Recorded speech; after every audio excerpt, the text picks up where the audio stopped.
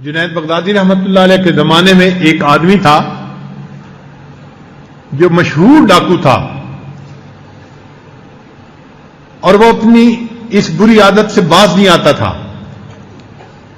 کتاب میں لکھا ہے کہ اس کو 16,000 درے لگ چکے تھے، کبھی 100، کبھی 200، کبھی اتنے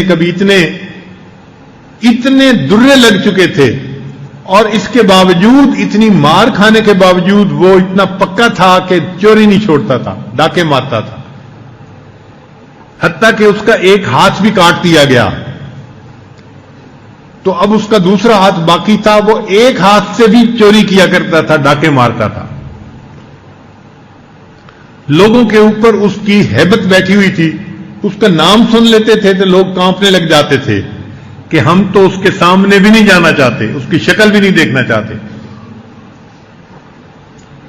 وہ ڈاکو ایک مرتبہ جنید بغدادی رحمت اللہ کے گھر پہ آ گیا رات کے وقت۔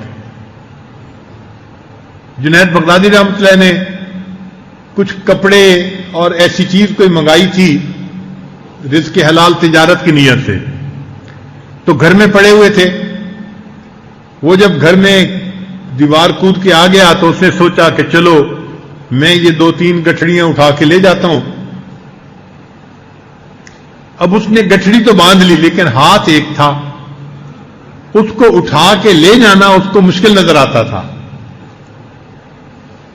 تو وہ ڈاکو انتظار میں تھا کہ مجھے کوئی ہیلپر ملے اور یہ گٹھڑیاں میں اٹھا کے اپنی جگہ پہ لے کے جاؤں۔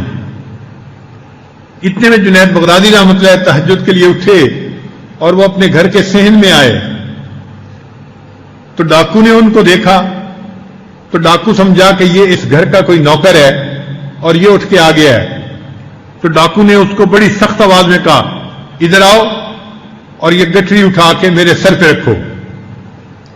تو جیسے اس نے روب سے کہا تو وہ بندہ آ گیا اور اس نے آ کے اس کو گٹھڑی اٹھا کے سر پہ رکھنے میں مدد کی۔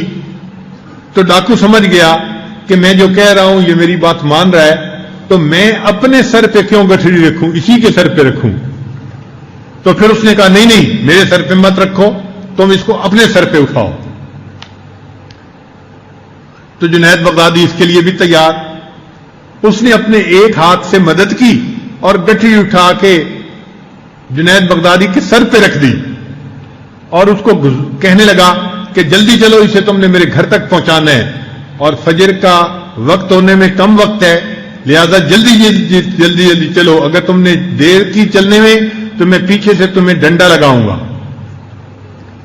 اب جنید بغدادی اپنا مال اپنے سر پہ رکھا ہوا ہے اور اس کے گھر کی طرف جا رہے ہیں۔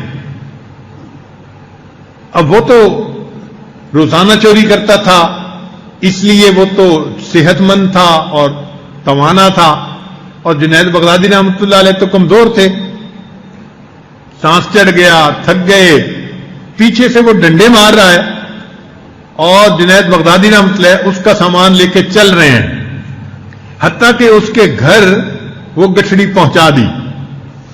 جب گٹھڑی گھر پہنچ گئی تو ڈاکو کو تسلی ہو گئی کہ آج میں نے کچھ نہ کچھ مال چوری کر لیا۔